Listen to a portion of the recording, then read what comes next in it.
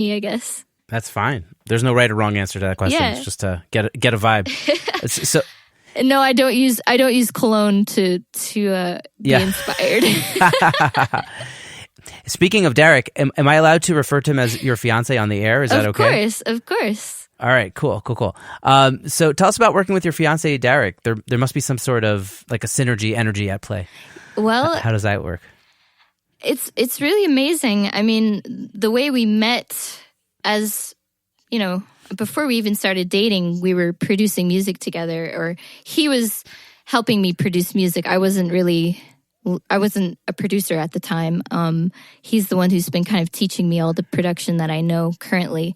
But we started working on music together, and we started talking and hanging out and realizing that we're a good match, and we started dating, and now we're engaged. So it's a cool story of like, I never saw myself ending up, being engaged or marrying somebody who's in the same industry as me, because I just didn't think that was possible, because I guess that's kind of a rare thing to do. But yeah, we work really good as a team. We work really good together musically. We work together good in pretty much all aspects of life. But it's really great to have this relationship that is a love relationship, but also a working relationship, because we can do all of the things that most couples do, and then we also are in the studio producing and creating together.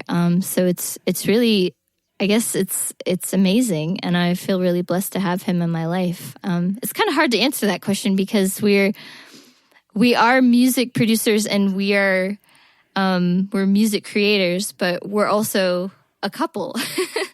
So it's really cool. Right. I mean, there's got to be. What I imagine is probably great about that is like having his unwavering support, probably. Yeah. Like, because like I know, like, to be a music, when you're an artist, what you want is the producer's back, right? You want to know that they have like your best interest, and like, so I feel like that's probably like the best thing, if I was guessing. Oh, for sure. He's been such a great teacher for me, and we're kind of on the same wavelength as far as teacher goes, because he teaches me about all the audio production, and I like to teach him about, the music side and the instruments and the world influences. So we just teach each other all these different things, and it ends up becoming something. In this project we're working on, it's a collaboration of all the things we love and have influenced each other to love. So yeah, it's been great. He supports me with teaching me and inspiring me to get into things that I otherwise probably wouldn't have ever learned, like learning how to produce and using Pro Tools and using these DAWs and learning about sine waves and what audio is and what, like, it's really interesting to me. You guys geek out. For sure. And these are things I've always been interested in. But before I met him, I was super, super into like analog production, and like, I'm not super into like digital electronic music at the time. I really wasn't interested in it. But when I met him, he kind of showed me his love for it, which inspired me to love it. So that was really beautiful. So what's currently inspiring you now as an artist? Like, what are you listening to? What's making waves? I don't really listen to anything specific, but I do like to go on Spotify and look at playlists that are like top 40 current, New Music Friday. I like to listen to a lot of ambient music. So with the ambient music, just playlists that have like piano and harp or Celtic. And for the other playlists, I like to research what's current, just to kind of know what people are listening to right now, so that I can incorporate a bit of what's current into the world influenced music that I do, kind of as research. Like, I enjoy listening to all these musics, but I also just kind of like to research what's current at the moment. Yeah, to stay hip with what's happening. Yeah. I meant to ask you this earlier. What's like the coolest place that music took you? Like where you were talking about travel and stuff. Like where have you gone? I'd say the coolest place was Medellin, Colombia. I really, really loved Medellin because of the mountains. I'm a sucker for mountains in general, but going there was very beautiful. Medellin, Colombia is kind of like it's a very mountainous city. There's all these different valleys, and there's all these different like cities and towns on the mountains, and you can be in one part of the town on the top of the mountain and then be on the bottom of the mountain in the same town. So it's just a really beautiful place, and really, I don't know, I was really inspired when I was there. But I've been all over. I mean, I've been all over South America, Mexico. I've been all around the States. My family's from Ireland, so I was in Ireland a few times for music specifically, but other times was just to visit family. I haven't been to many places in Europe. I would love to do a European tour sometime soon. So that's kind of in the wheelhouse, hopefully coming up soon.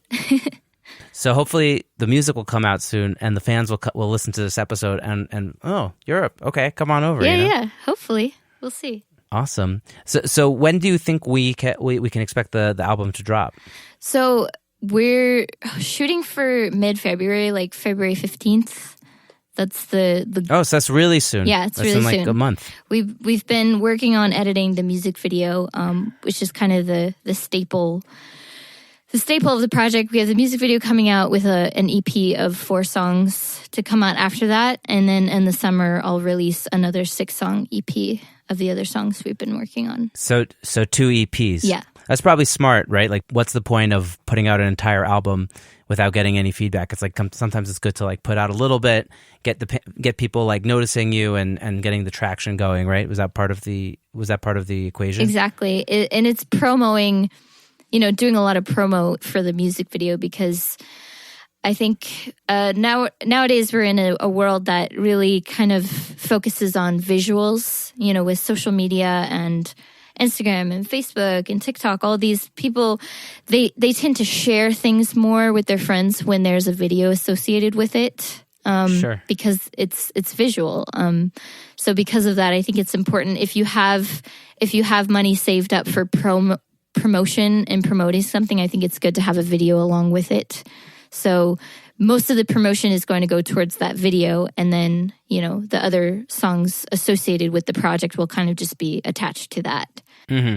Are you going to try to build up some sort of like, what do they call it? When you keep like doing teasers and like building up all this momentum, like this is in the works as well? Yeah, for sure. We're going to do I'm going to do like a 10-day teaser. Like I'll do 10 different pictures from the video on social media. And then a few days before the video comes out, I'm going to do an actual like promo clip of the actual pieces of the song and video with it. And then before the release day, we're going to actually do a release party here in Atlanta.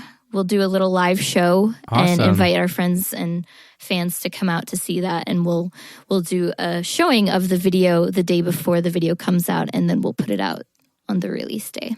Amazing. Are you planning on using like Facebook ads or to kind of try to keep it organic? Like, what does that look like? I'm all about Facebook ads and Instagram ads, because I'd say organic is kind of a broad term nowadays, because I think even when you're paying money to promote something, you still get a lot of organic reach because of, I would say, the stupid algorithms from these social media platforms. It's almost impossible to really get a lot of organic reach because of how they've limited the algorithms to actually reach your fans. I mean, on Facebook, I have... It's a joke, it's right? Such a joke. It's so frustrating for people who are trying to do it on their own, because if you don't have the money to promote something, even the fans who are following you aren't going to see what you're doing unless you spend money on getting it to them. Like I have over 60,000 followers on Facebook, on my Facebook page. Wow. And that's amazing. When you look at the reach, when I post things, Facebook always asks me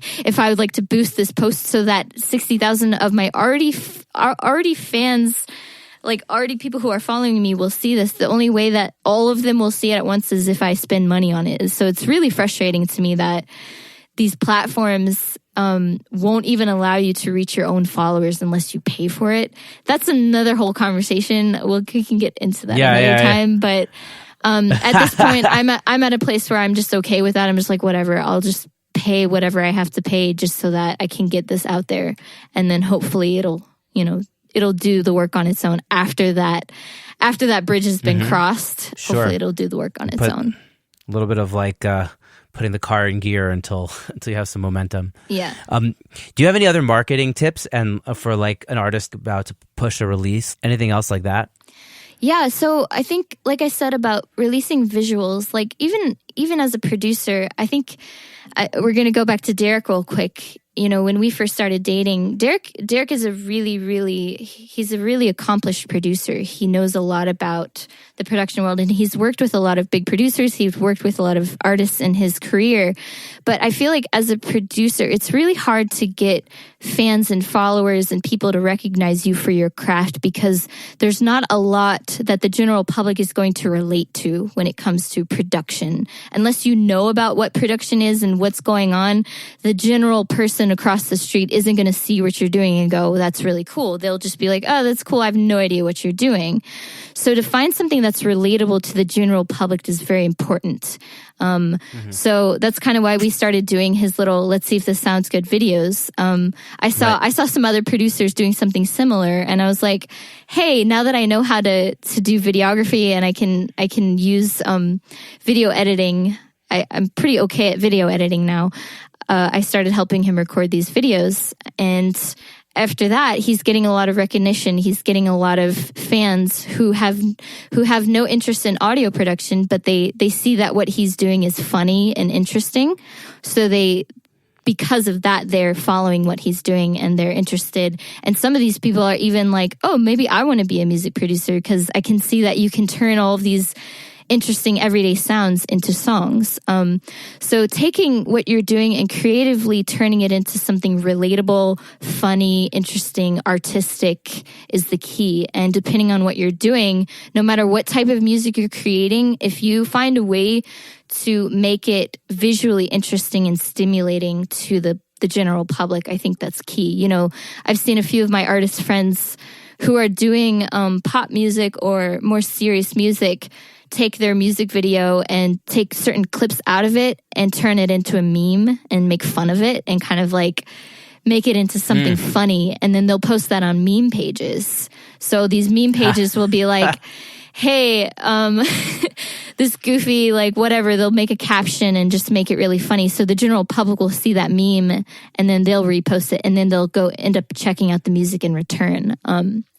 And for me, like I've done that too, where I've taken a few clips of my looper pedal videos and just kind of put a caption over it that says, this person is playing 5 different instruments at once. And that's the caption over it. And that's just interesting immediately to people. So they'll go and check it out based on the caption that says, and I know it's kind of dumb to say we have to do those things for people to be interested in it. But unfortunately, the day we live in, you've really got to simplify things for people to buy them and repost them. Right. On the other hand, there's no gatekeeper, right? Sure. Like, I mean, I guess Facebook is sort of a gatekeeper, but not really. Like, you know, we all have the power in our hands to push our own thing. Like, you know, no one's stopping me from publishing this podcast. Like, bam, like that's it. Now, how many people are going to find it? That's another question. Exactly. And it's all about, I guess, how you put it out there. And, you know, I noticed, I like that you put, when you put your podcast out, you put like a cool picture with like, you put like a purple filter on it. It's really it's just Canva. You know, I like how consistent it is, though. It's very consistent. Yeah, and I think that's important for your brand. When you have a brand that's consistent, that's very important because people will recognize it immediately as your brand, and that's a really good. That's a really good start on when you're starting to do something, to have a brand and have a look. That's very important. Awesome. So, is there anything that, you know, when you were starting out as an artist and something that you didn't know about, but now you know about, like, what's the one thing you would share with someone who's up and coming?